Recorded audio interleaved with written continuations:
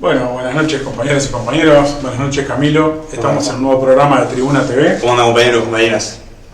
Estamos en un programa que naturalmente tiene como uno de los aspectos centrales la campaña, bueno, buenas noches compañeras y compañeros, del plebiscito, ¿no? Sí. Y bueno, es natural porque faltan escasos 15 días para la presentación de las firmas, ¿no? El 27 de abril es el día que se deben entregar las firmas en el Parlamento, a la Asamblea General, a la Vicepresidenta de la República, lo cual va a implicar una movilización, primero que nada porque hay que llevar una enorme cantidad de cajas, y segundo es un hecho político fundamental, así que entiendo que va a haber una movilización para la entrega de las firmas, pero bueno, evidentemente todavía no tenemos información sobre el número actual. Cada día uno visualiza que hay un fluir más acelerado de papeletas. Muchas seguramente los compañeros ya las tenían firmadas y no las entregaban porque había tiempo. Ahora, en la medida en que se está agitando la necesidad de descentralizar todas las papeletas, empiezan a fluir más rápido, y también hay más compañeros militando, ¿no? Sí. Es decir, uno visualiza mucho más mesas de recolección, más barriadas, más instancias de recolección en distintos lugares, en Montevideo y en el interior del país. Así que todo indica que estas 2 semanas que quedan van a ser de una intensa campaña, ¿no?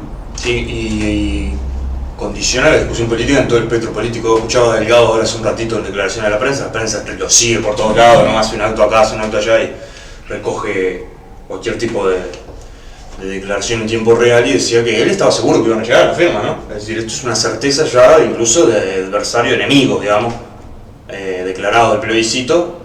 No es para descansarnos ni mucho menos, obviamente hay que seguir juntando firmas hasta el último día.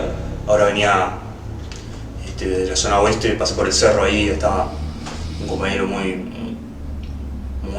tenaz juntando firmas, pero digo, la gente firma. Además, el miércoles estuvimos en Plaza Libertad, también con los compañeros del partido, y uno anuncia, ¿no?, que quedan pocos días y la gente realmente fluye teniendo la credencial o no teniendo la firma, deja el nombre, la fecha de nacimiento para buscarlo. Creo que también hay la uruguaya, ¿no? Tirando el último momento. Sí, mirá, hoy tuve que ir a la Corte Electoral por otro tema, y había una cola enorme de no sé cuántas cuadras porque era el último día para regularizar la credencial, sí, creo, el traslado. Hasta el 15 es exacto. No sé si traslados o qué. Creo que es la primera vez. Lo que sacan la credencial por la primera vez, que es lo que se requiere para votar. Es el último día y había más gente que era 100% Uruguay, decíamos. Así que me parece que es evidente que ahora vamos a tener una cantidad de firmas diarias muy grande, y también uno percibe que los compañeros que están en la campaña están con un empecinamiento, una tenacidad, ¿no?, una decisión de llevar adelante al triunfo por lo menos esta etapa de las firmas, que parece que muchos aparte se los quieren refregar por la cara a Álvaro Delgado, al gobierno, pero también a Yamandu Orsi, a José Mujica y a tantos otros, ¿no?, que están atacando. Mujica otra vez estos días volvió a atacar este plebiscito, ¿no? Hay un mensaje ahí, sí, de las redes sociales, se nota mucho, ¿no?, el enojo que hay yo miraba algunos comentarios, incluso en una nota que escribiste vos, Rafa, sobre Marcelo Dala, que está vinculado al plebiscito. Invitamos a los compañeros a entrar a pt.org.uy. De repente, ahora igual Rafa lo va a comentar, pero veía algunos comentarios que decían: ni loco votó Yamandu Orsi. No es un compañero que vota al PT, evidentemente. Seguramente votará acá por COSE, o por otras, pero hay un enojo de frente amplista con Yamandu Orsi, ¿no? Sí, está juntando mucho repudio, mucho rechazo. Y el MPP también, porque tapa las pintadas por el plebiscito, por la consigna ahora es con Yamandu Orsi. Y por lo tanto, mientras hay una campaña muy importante del movimiento obrero, el MPP está en su campaña por Yamandu Orsi y tapando las pintadas por el plebiscito, con lo cual está generando una confrontación, ¿no? Es decir, un choque político mucho más fuerte, obviamente, que si se quedaran por ahora callados.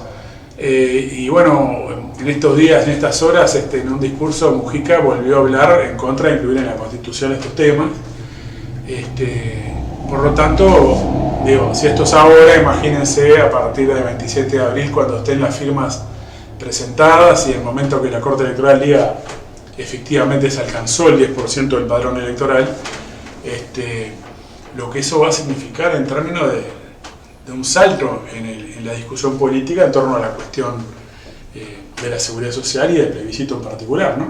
Ahora empiezan algunos a descubrir de que no, bueno, Mujica, no, esto no debería ser constitucional. Mujica, fuiste presidente de la República, tenías mayoría parlamentaria, podrías haber eliminado la SAFAP con una ley. Exacto. No lo hiciste porque no quisiste, porque querías estar en buenas relaciones y defender los intereses de los banqueros, de los dueños de la SAFAP.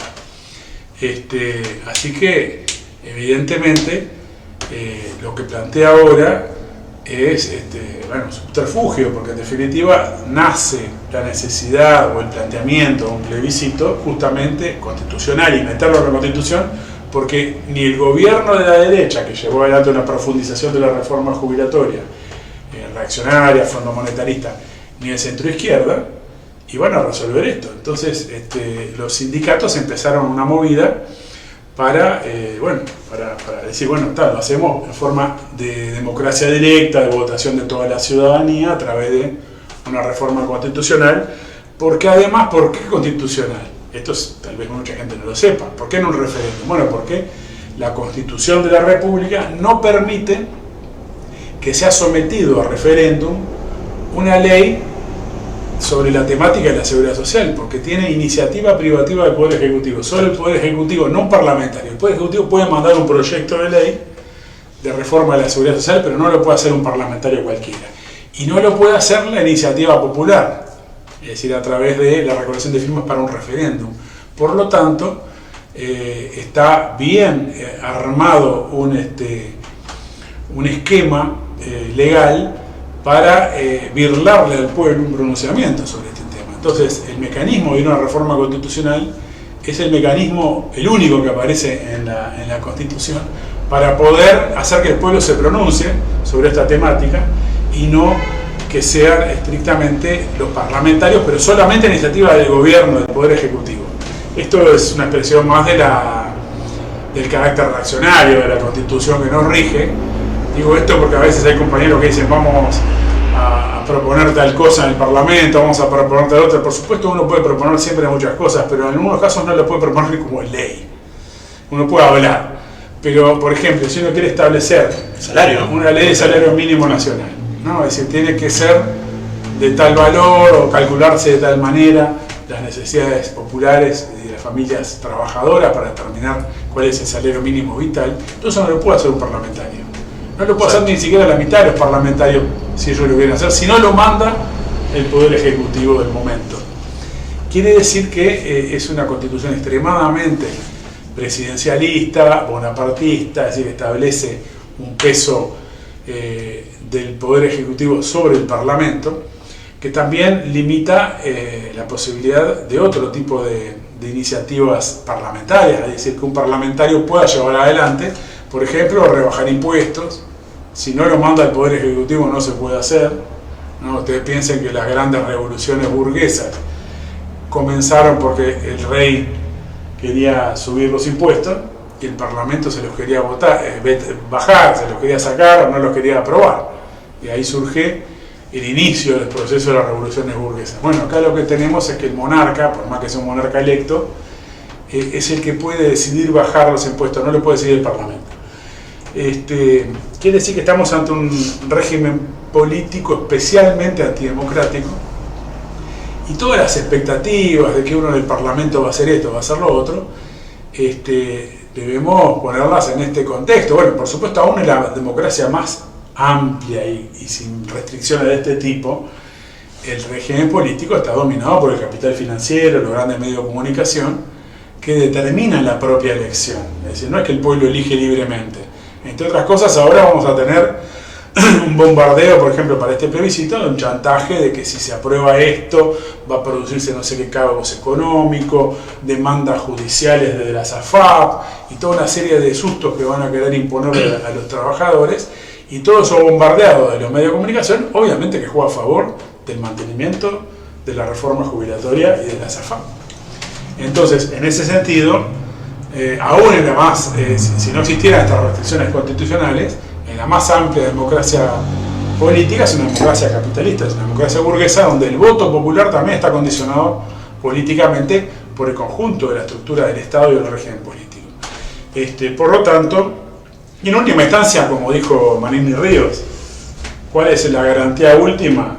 Si los sindicatos se quieren meter para adentro de la casa de gobierno a imponer condiciones, el ejército, ¿no? Eso lo dijo Manini Ríos hace poco, para fundamentar que no había que meter al ejército ya a combatir el narcotráfico. Que no había que meterlo en la primera línea de fuego porque se lo desgastaba, se lo llevaba a un proceso de segregación mayor. Entonces él lo quiere preservar como el garante último de la dominación capitalista sobre la clase obrera. Es una frase de Manini Ríos que me parece que vamos a tener que volver a retomar en algún momento y explicar un poco mejor de qué se trata todo esto. Pero bueno, es un momento de esta campaña que me parece decisivo. Y yo el otro día me entrevistaron en la radio CX36. Yo les comentaba que me parece que esto va a generar, me parece por lo que uno percibe, incluso en las redes sociales, como vos decís, va a generar una efervescencia y un sentimiento de moralización, de levantar la moral de muchos militantes, a los cuales el discurso frente amplista siempre es dejarlo en nuestras manos, votar bien, votarnos a nosotros que es mejor que nosotros, vamos a resolver tal cual cosa, y de ninguna manera se aceptó dejar en manos de ellos. Primero que nada, porque ya la tuvieron en sus manos, 15 años la tuvieron en sus manos, con mayoría parlamentaria, y no quisieron tocar nada de esto. O mejor dicho, lo tocaron para peor en muchos aspectos, que si algún retoque favorable seguramente hubo, pero menor. El retoque principal que hubo, el tema jubilatorio bajo los gobiernos Frente Amplio, fue en el primer gobierno Tabaré Vázquez, cuando se aprobó la reforma impositiva, donde se estableció una rebaja de los aportes patronales al BPS del 12% al 7,5%. ¿Y cómo se financiaba esto que se dejaba de percibir por parte del BPS? Volcando IVA. El IVA lo pagamos todos.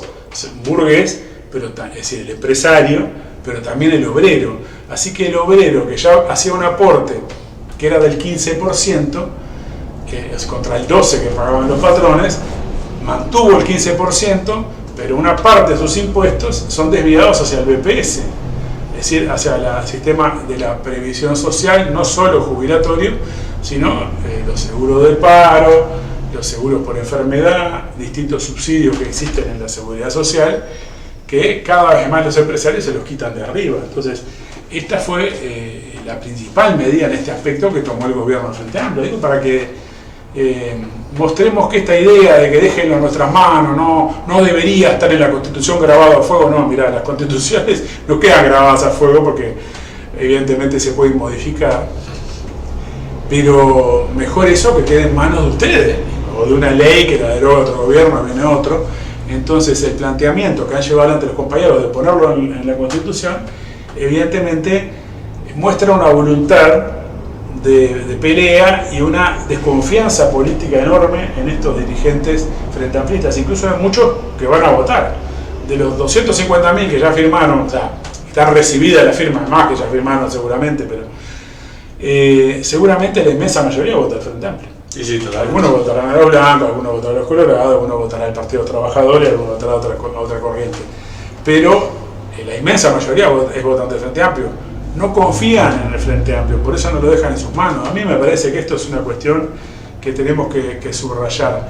Y por otro lado, este enojo con Orsi también es un elemento que uno visualiza cada vez más en las redes sociales, y entonces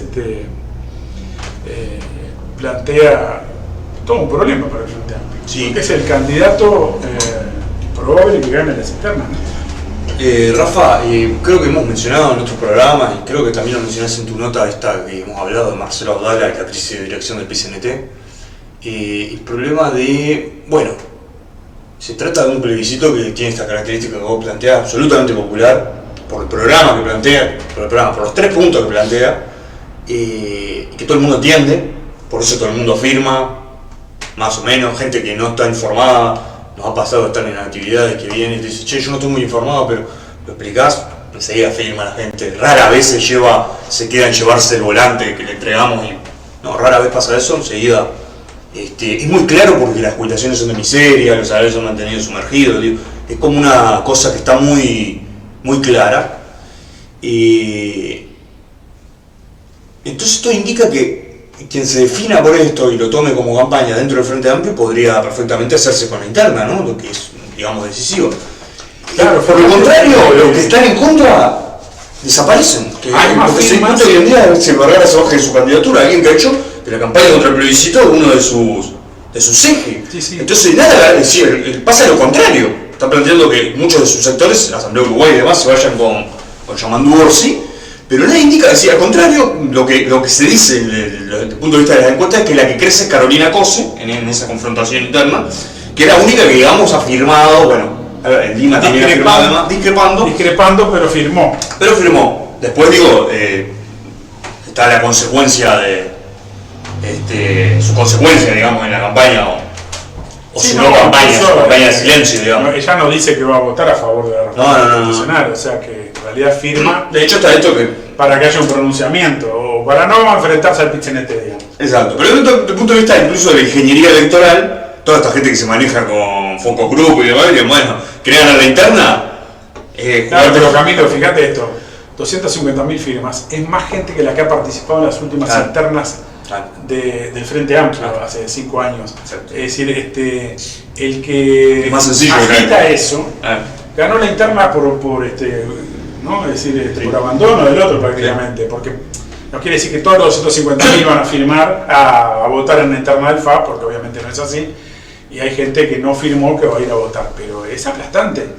Entonces, fíjate que hoy veo una entrevista a Fernando Pereira, el presidente del Frente Amplio, expresidente del PIT-CNT, que dice que se plantea el objetivo de llegar a 400.000 votos en las internas, porque no hay voto obligatorio en una interna en este país, en lo que se llaman unas especies de primarias, y por lo tanto, bueno, no hay una enorme cantidad de gente que participa, más allá de que algunas de las elecciones internas pueden ser más competitivas, y entonces los aparatos se mueven más para llevar gente, y por lo tanto, pero si hay una gran mayoría para uno, eso en general achica la cantidad de votantes. Hay que tener presente que el Frente Amplio la vez pasada rondó los 200.000 votos, yo ahora no tengo exactamente la cifra, pero seguramente está en Google, pero viene bajando, ¿no? Viene bajando la elección interna, y la elección interna pasada había 4 candidatos de Frente Amplio, no es que había un candidato solo y entonces era pan con pan. No, acá había 4 candidatos, entre ellos estaba Carolina Cose, que quedó segunda, estaba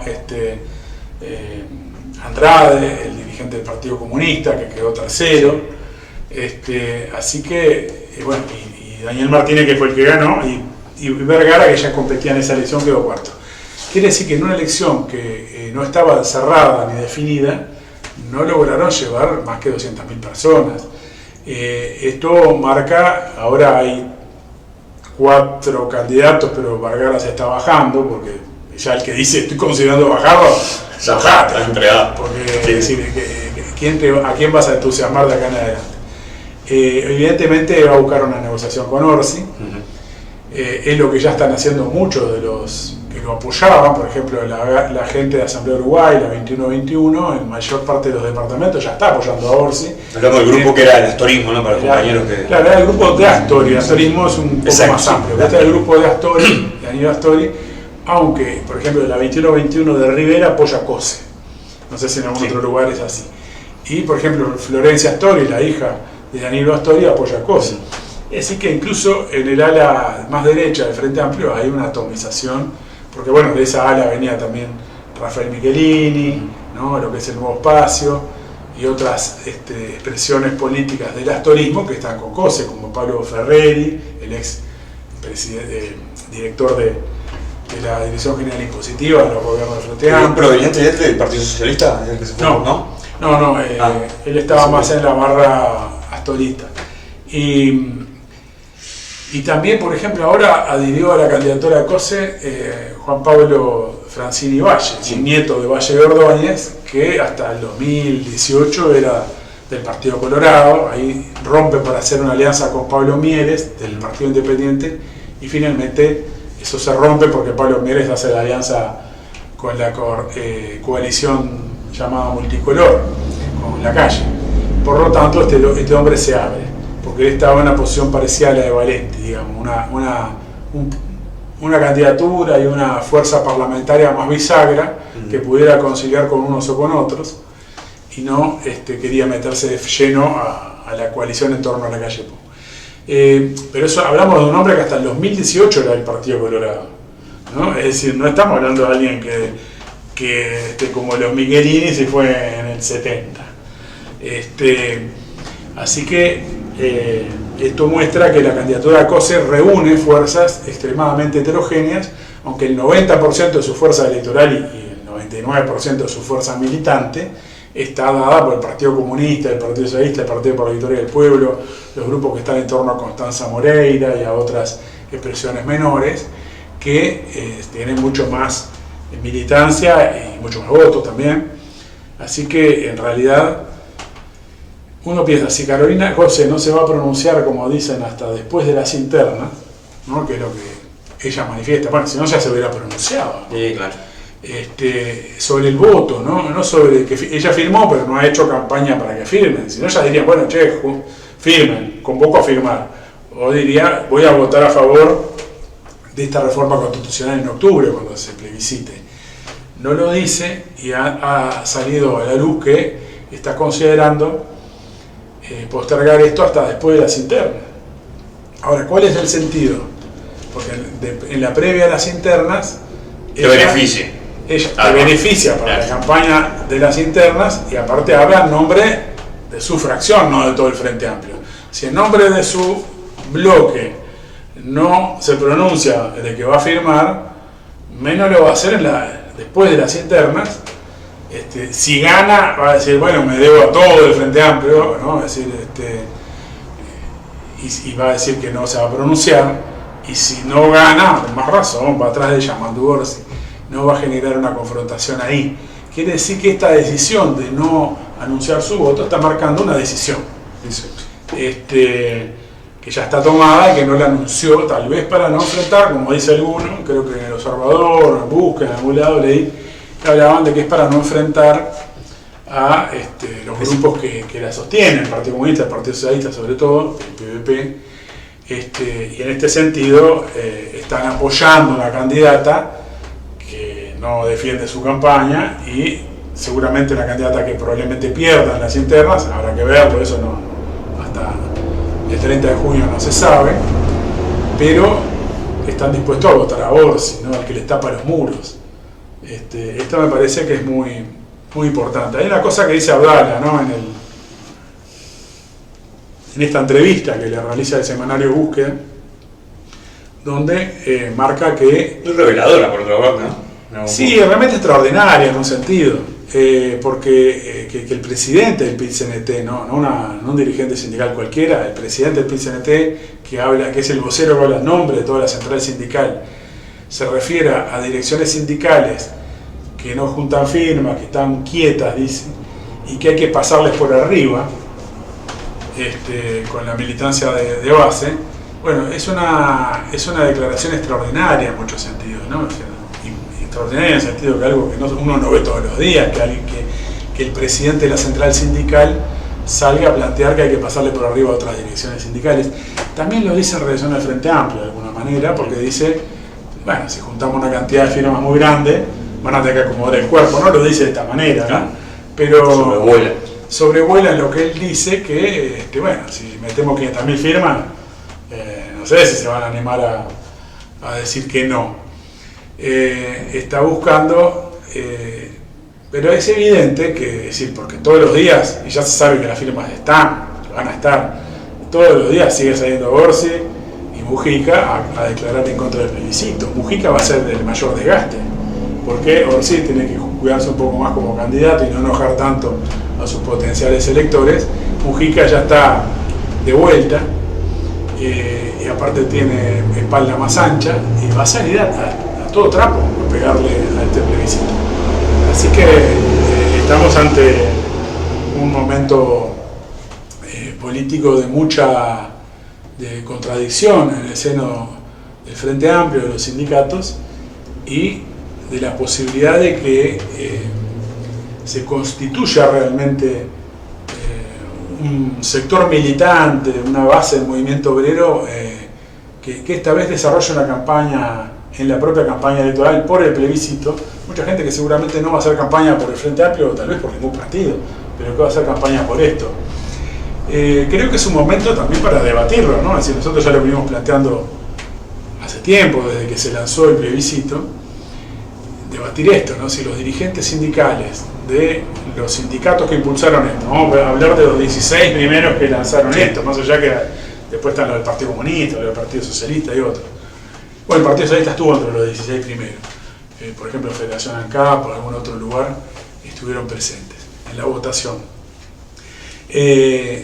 ¿Cómo pueden mantener la subordinación programática, política y a los dirigentes, a los líderes, a los candidatos, de expresiones burguesas, expresiones sometidas al Fondo Monetario y de los banqueros, que condicionan la jubilación del trabajador a los negocios de los capitalistas, que condicionan no aumentar las jubilaciones a que no aumenten los aportes patronales, ¿no? Es decir, y que condiciona lo que va a recibir el trabajador a las inversiones que realiza un banco en la timba financiera a través de una FAP.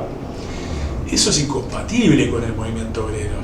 Nosotros no estamos con el Frente Amplio ante un frente, por ejemplo, como podría ser un partido laborista en un país, o incluso el PT de Brasil, menos claramente. Es decir, no sería la expresión política de los sindicatos, el FAPIT, como dice Graciela Bianchi, sino que estamos ante una alianza entre sectores que sí integran el movimiento obrero y que dicen representarlo, con fracciones abiertamente capitalistas y que defienden una perspectiva capitalista.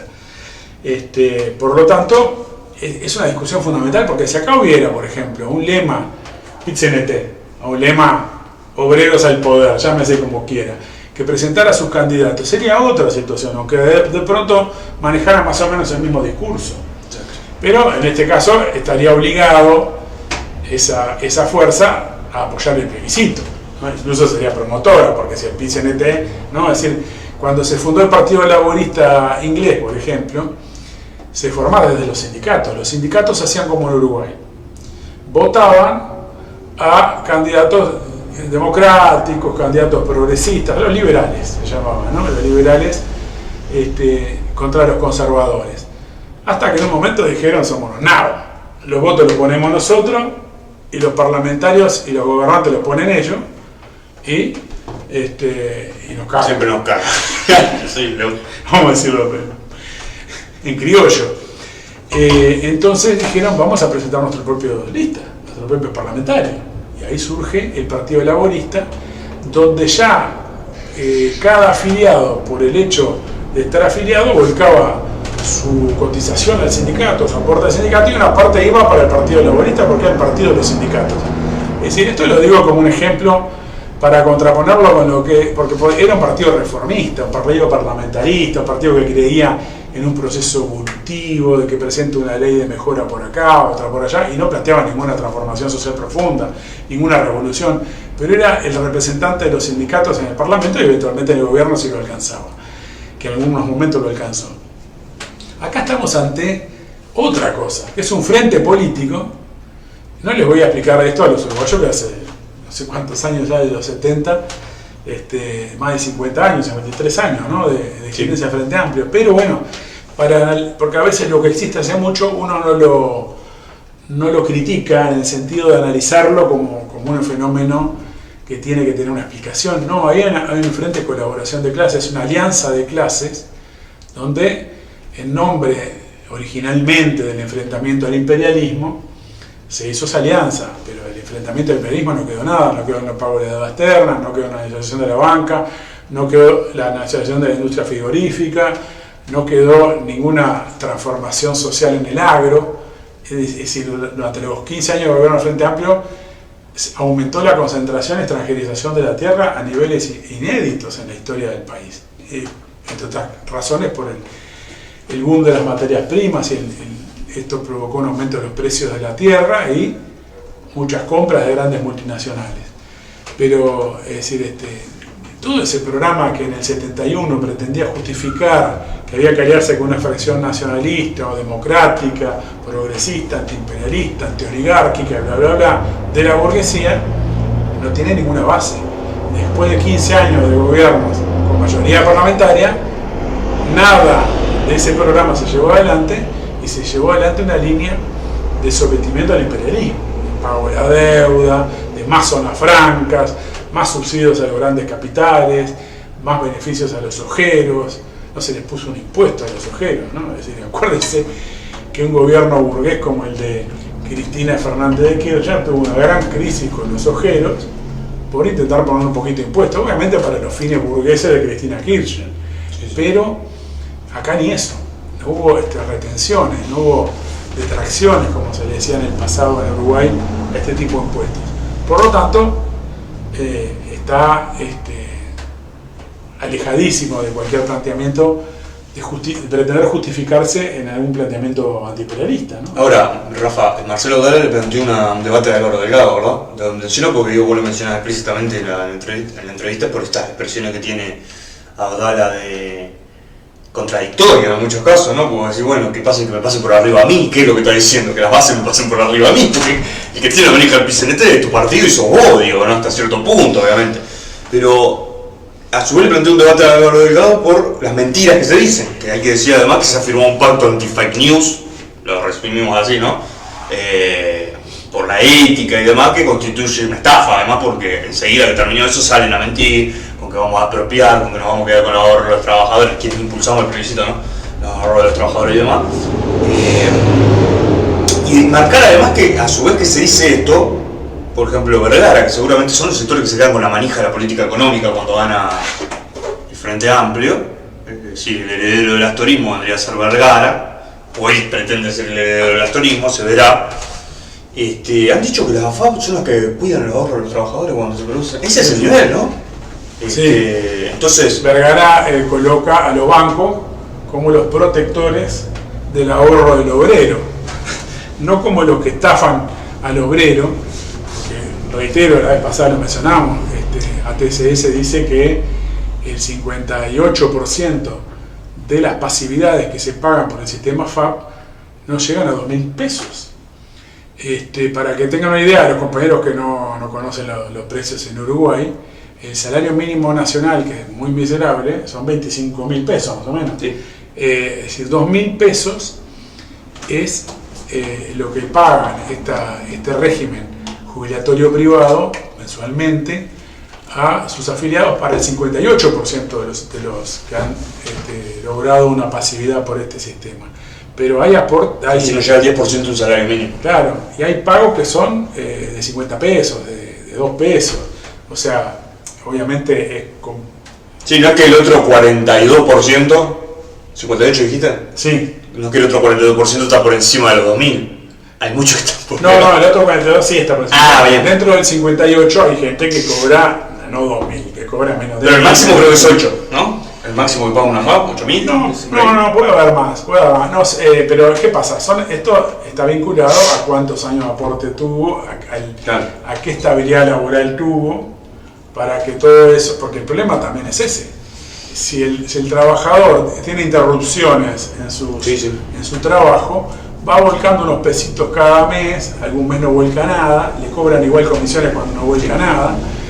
Entonces, es un negocio redondo. Para las AFAP es un negocio redondo, se le va achicando en realidad muchas veces el fondo previsional, porque le extraen comisiones, le extraen seguros, y a la vez, si la plata que invierten no da ganancia, sino que da pérdida, se achicó. Entonces, esto es lo que defiende Vergara. Mario Vergara fue presidente del Banco Central, fue integrante del equipo económico del astorismo en los gobiernos del Frente Amplio, un defensor a rajatabla de los banqueros, es uno de los 4 precandidatos del Frente Amplio en estas elecciones internas que se vienen el 30 de junio, aunque es probable que que eche para atrás su candidatura y Ha dado apoye fruto, la de como Orsi. su línea ha dado fruto. Claro, pero va más allá de eso. A veces las líneas horribles pueden dar fruto, Sí. ¿no? Mirá Milei. No es que no lo pueda dar. No es el caso de que seguramente a Milei no lo Lo planteó porque él no lo intentó diferenciarse del resto por ese lado, ¿no? militantes sindicales, los luchadores, nadie pero no es evidente que le puede apoyar a Milei un trabajador aislado, atomizado, desmoralizado. Pero en el caso de... No, lo digo porque Vergara intentó diferenciarse del resto también por ese ángulo más. Sí, más yo vengo ofensivo. acá a buscar el voto del centro, ¿no? Sí. Evidentemente es más popular Orsi en el centro que Vergara, y en muchos temas Orsi ha sido muy conservador, en algunos casos hasta reaccionario, en declaraciones de él, no ahora, sino mucho antes. Así que en los temas de seguridad, por ejemplo, ¿no? Seguridad pública, ciudadana, etcétera, es un elemento extremadamente conservador y por lo tanto, bueno, le cae bien a una cantidad de gente, y como se hace el canario, y como Mujica en el interior rinde más que Vergara como candidato, o eso piensan ellos, veremos después. Creo que esta situación política es realmente una combinación de fenómenos bastante inédita. Y bueno, reitero, nosotros llamamos a todos los compañeros que están juntando firmas, a los que han firmado, a todos los compañeros que ven la necesidad de imponerle a todo el régimen político una derrota en este aspecto y que no confían en el Frente Amplio. Tenemos que abrir una discusión de plantear la construcción de una alternativa, de un frente de trabajadores. Es decir, justamente romper cualquier alianza con la burguesía supuestamente progresista y establecer un planteamiento de independencia de clase. El plebiscito en cierto punto, hasta cierto límite, es una expresión de inacabada, incompleta independencia de clase. ¿Por qué? Porque la derecha lo atacaba, el Frente Amplio, el progresismo le pedía que no se presentara, e incluso muchos de los que están en la mesa representativa eran una correa de transmisión de ese planteamiento. Fernando Gambera, Pereira, no estaba allá en el PIT-CNT, Fernando Pereira, pero bueno, desde el Frente Amplio era una voz amiga que pedía que no saliera, lo mismo que la maestra Pereira, que no me sale el nombre ahora, Elvia, que es la secretaria general del PIT-CNT, que creo que no ha firmado todavía. Ella dijo, estoy obligada a firmar por mi cargo, pero no quiere firmar. Fernando Campera, secretario de Relaciones Internacionales del PIT-CNT, no ha firmado. El otro día me contaba un compañero bancario que en el Consejo Central de AEBU se llevó papeletas, se estaba hablando de esto, porque obviamente AEBU es parte del PIT-CNT, y el compañero de la Coordinación para el Cambio planteó, vamos a firmar todos acá. Sacamos una foto. Sacamos una foto, publicamos que AEBU, el que quiera, dijo Fernando Gambera, el que quiera firma. Eso es toda una definición de lo que es una polea de transmisión en el movimiento obrero de fracciones burguesas, en este caso de Orsi, y de los intereses de los banqueros, porque acá tenemos una dirección sindical bancaria que protege más a los banqueros que a los bancarios. Exacto. Porque las AFAP las controlan los banqueros. Sí, con el argumento que si le va bien a los banqueros tienen más poder de negociación y cosas horribles por el estilo. Creo que, ha despertado, digamos, mucha claridad, ¿no? El plebiscito, realmente me parece que en eso... Pero necesitamos un salto en esa claridad. Ahora en estas 2 semanas, hay que salir a juntar firmas y no detenerse mucho seguramente en otro tema. Pero inmediatamente hay que sacar las conclusiones políticas, no podemos pero incluso hacer campaña por este plebiscito y por Orsi. Incluso en un escenario como el que plantea Abdala de un debate con Delgado, uno dice, ¿qué se va a plantear ahí? Porque Delgado le contesta algo elemental, el que le tiene que pedir un debate a lo del Frente Amplio, dice Delgado, en el sentido de que, ¿no? Claro, pero es un chanta Delgado, porque en definitiva él está diciendo mentiras. Lo que le está pidiendo a Abdala es la oportunidad de desmentirle las mentiras en la televisión nacional. Exacto. Pero Abdala va a ir a votar a alguien que finalmente no hace campaña, entonces también clarifica, quiero decir, el debate. Sin duda Abdala es completamente inconsecuente y está sometido a una estrategia de colaboración de clases con una fracción supuestamente progresista. Eso es un tema. Pero, bueno, bienvenido que hubiera un debate Orsi-Abdala también, sería maravilloso. No niega que sería una contribución a la información y a la democracia política que Abdala pudiera debatir con Delgado también, con el candidato del gobierno. Bueno, evidentemente no se atreve Delgado también en este punto, que prefiere seguir, como tiene una presencia en los medios, todos los días lo ves en el informativo. Entonces todos los días dice cualquier cosa y nadie lo puede contrastar con argumentos, con información. En ese sentido es una expresión más de este tema de que se firma un pacto ético en contra de las falsas informaciones, contra las mentiras, las fake news, y están todos los días haciendo fake news. Exacto. Por los canales de televisión abierta. Así que bueno, esta cuestión de que eche para atrás en una polémica pública, bueno, es extremadamente revelador. Lo interesante es que lo que dice Delgado echa por tierra la idea de que el FA y el PIT son lo mismo. Exacto. ¿No? Bueno, no, porque... contradice a su correligionaria. Claro, Orsi está en contra. COSE firmó, pero en realidad está en contra. Y por lo tanto... el PIT es el PIT y el FA es el FA. Es la inmensa mayoría de los dirigentes del PIT están integrados al Frente Amplio y se subordinan al Frente Amplio y a sus candidatos, es una realidad, pero no identifica absolutamente esas dos organizaciones, sino que muestra en este momento un momento de crisis entre esas dos organizaciones. Yo creo que es un llamado de atención a los militantes sindicales sobre todo. Por ejemplo, en estos días han habido reuniones sindicales de los compañeros vinculados a la coordinación de sindicatos, sí, que tienen un peso importante y son gran parte de los que impulsaron los primeros 16 votos. No sé si 16, pero habrán sido 14 o 12 de esos votos de esta coordinación de sindicatos en la mesa representativa del PCNT. Y por lo tanto es una fracción importante en el movimiento obrero y está teniendo una crisis interna esa coordinación de sindicatos justamente en el momento en que prospera la iniciativa TCS, que es uno de los sindicatos que integra la coordinación de sindicatos.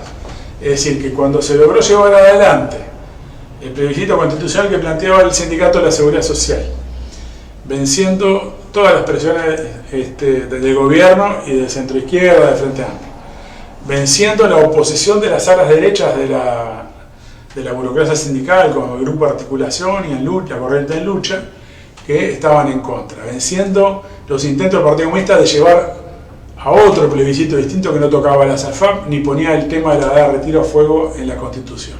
En ese momento que se genera esta situación tan especial, tan extraordinaria, se maneja una crisis en el seno de esta coordinación de sindicatos. Hay toda una polémica interna, rispideces. Entonces, nosotros creemos que es importante hacer un análisis del cuadro político y una caracterización del Frente Amplio para echar luz en todas esas disputas internas que obedecen a cuestiones políticas, pero no francamente discutidas. Por lo menos en los documentos que hemos tenido acceso.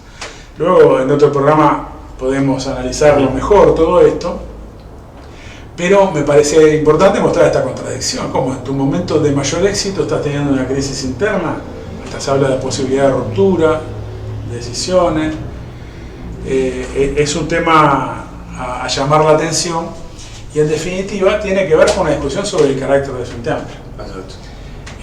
Porque hay compañeros que de alguna manera, sin llamar a votar al Frente Amplio, hay una revalorización, con la expectativa de que si gana el Frente Amplio, que es una alternativa muy probable en las elecciones de octubre, se lo pueda presionar para que lleve adelante medidas más profundas o iniciar un proceso hacia medidas más profundas. De alguna manera es algo que dice el Partido Comunista, ¿no? Es decir, lo que dice Abdala en esta televisión. Que abandonó el Partido Comunista, ¿no? Y va y viene, viste que va y viene. Sí, el gobierno en disputa y una serie de cosas. Estos compañeros no lo formulan de esa manera, pero es un planteamiento hasta cierto punto de convertir a los sindicatos en un factor de presión para que los gobiernos de izquierda, entre comillas, se izquierdicen un poco más, haya un giro a la izquierda. Lo dice el Partido Socialista también y otros grupos. Pero entonces esta es una discusión central. Pero además, Rafa, que debería abordarse muy profundamente y no llevarse a una rispidez de tipo personal. Hemos hablado y incluso muchos compañeros del propio espacio, de ese propio espacio, saben perfectamente que en muchos aspectos el Frente Amplio ha sido más derechista que la calle en un montón de aspectos referidos por ejemplo, se mencionaba la cantidad de ocupaciones que hubieron, ¿no?, durante el periodo de la calle Pou. La mayoría son en el liceo, creo que la Universidad Católica, creo que es el que hace el análisis, lo publica Búsqueda o El Observador. Y en realidad, Mieres, cuando sale como ministro de Trabajo y se refiere a este balance, dice bueno, que ellos aplicaron en el aspecto público, aplicaron el decreto que se votó bajo el gobierno de Mujica respecto a la desocupación de los espacios públicos, que lo nuevo es la desocupación de empresas privadas, que son las menos que se han dado, que sí se apoyan en la luz. Es decir, tuvo una serie de medidas represivas y de orientaciones represivas contra el derecho de huelga. Bueno, ha sido uno de los ejes de la campaña del PT también, ¿no? Nuestra intervención en lo que es el acto de lanzamiento de la Unidad Popular Frente de Trabajadores, hemos hecho mucho hincapié en eso, ¿verdad? Y nuestras intervenciones públicas. Esto lo saben los compañeros, saben que muchos aspectos, incluso en la calle me acuerdo una desalojo, un piquete del sindicato de transportistas que decía nosotros no hemos reprimido ninguna medida, dice la calle, ¿no? O sea, miren para atrás a ver si ninguna medida sindical, dicen. Si usted recuerda, creo que puso el ejemplo del Codicel, ¿no? Si no fue la calle fue alguien, algún ministro, digo, pero como diciendo, fue el FAI que reprimió, no fuimos nosotros, ¿no? Entonces esto es la revalorización del FAI, es muy negativo, eso implica un paso atrás de un sector de compañeros que en algún momento, bueno, en la campaña del plebiscito y demás, tuvieron un rol central, esto que vos mencionás, ¿no? Sí, sí. Empujar, colocar dentro de la mesa representativa del PCNT, la campaña por el plebiscito, una revalorización del FAI en estos términos políticos implica... Sí, es muy contradictoria con lo que está viviendo hoy el movimiento obrero. Y lo que vos decís sobre el derecho a huelga es fundamental. Por ejemplo, yo recuerdo cuando estábamos en le llamaron Ateneo, era aquella polémica que hubo en televisión en 2014, en esa misma jornada de esa noche, se había desalojado el Hospital Vidar de Bono, hospital estatal, en nombre de ese decreto del gobierno de José Mujica, que prohibía las ocupaciones de oficinas públicas. Ahora, pensemos lo que significa esto, porque, bueno, primero que nada, el movimiento obrero, los sindicatos y muchos abogados laboralistas reivindican la ocupación como una extensión del derecho a huelga. Por lo tanto, prohibir la ocupación del lugar público o privado implica una limitación del derecho de huelga, por supuesto, y en este caso de los funcionarios públicos. Para ir a este tipo de antecedentes de esto hay que ir a la época del pachequismo, en los fines de los 60, que a través de lo que se llamaban medidas pronta seguridad, que era una especie de estado de sitio, se prohibían también las huelgas de los funcionarios públicos, o a la década del 50 del siglo pasado, que establecía hasta la prohibición de sindicalizarse de los funcionarios públicos, ¿no? Es decir, gobiernos colorados, etc. Cosa que se fue vencida por el movimiento obrero a través de la organización y la movilización. El planteamiento, a ver, vamos a analizar mínimamente 2 segundos. ¿Por qué puedo ocupar un hospital privado y no un hospital público? Porque el argumento para impedir la ocupación de un poder del Estado, por ejemplo, ocupo el local de la Suprema Corte de Justicia, ocupo el Parlamento, ocupo un ministerio, dice no, es un atentado, ¿no? Es lo que establece el Código Penal. Es un atentado porque estás impidiendo el funcionamiento de un poder del Estado. Ahora, un hospital no es un poder del Estado. Si el hospital es público es un poder del Estado, si el hospital es privado es un poder de qué. No tiene nada que ver con ningún poder. Es decir, que ya la posición de que no se puede ocupar en un poder del Estado, obviamente es una posición burguesa, reaccionaria, pero tiene una lógica dentro de un esquema argumental.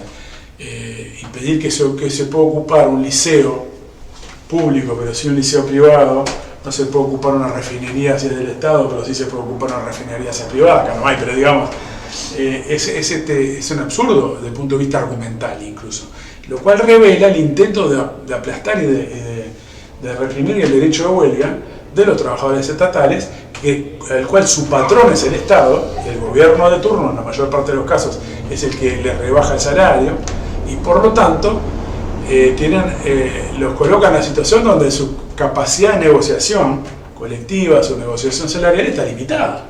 ¿Por qué? Si no podés decir, bueno, la otra es impedir absolutamente la huelga. Obviamente no tienen las condiciones políticas para ir a eso, pero es un paso también que muchos gobiernos burgueses pretenden llevar a cabo, prohibición absoluta del derecho de huelga. De hecho, los servicios esenciales es una prohibición del derecho de huelga. Y en algún momento a los bancarios nos amenazaban con la declaración de servicios esenciales. En aquel momento, bueno, el ministro de Economía, Lorenzo, dijo no estoy de acuerdo porque acá no está en juego la vida de las personas, así que no, eso es lo que permite la OIT. Fue excepcional que Lorenzo dijera eso, no por Lorenzo, quiero decir, normalmente los gobiernos se callan la boca o amenazan.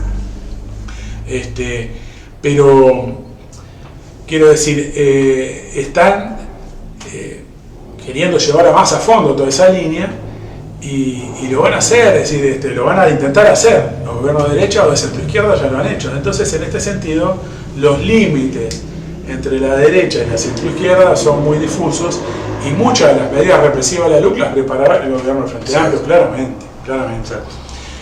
Camilo, se nos está... Sí, se nos hizo largo. Yo creo que no nos da para hacer un análisis internacional, pero sí decir que se está escalando la guerra en el Medio Oriente. Ustedes ya saben, lo mencionamos en el programa anterior, que hubo un bombardeo por parte de Israel, aunque no fue reconocido por el Estado de Israel, tampoco fue negado que fuera de ellos el bombardeo, contra la embajada de Irán en el territorio de Siria. Es decir, que lo cual viola el territorio, la soberanía de Siria, y viola todo el régimen jurídico internacional, diplomático, etcétera, porque está atacando una embajada. Esto obviamente fue una provocación buscando escalar la guerra, y en este sentido Irán ha anunciado que van a haber represalias y una respuesta. Está todo el imperialismo yanqui en estado de alerta, lo cual quiere decir no se descarta que pueda meterse incluso más directamente en este proceso de la guerra del Medio Oriente, a partir de ahora decir, bueno, si hay una respuesta de Irán, la guerra adquiere otro carácter, otra generalización en toda la zona, en momentos que Israel a la vez está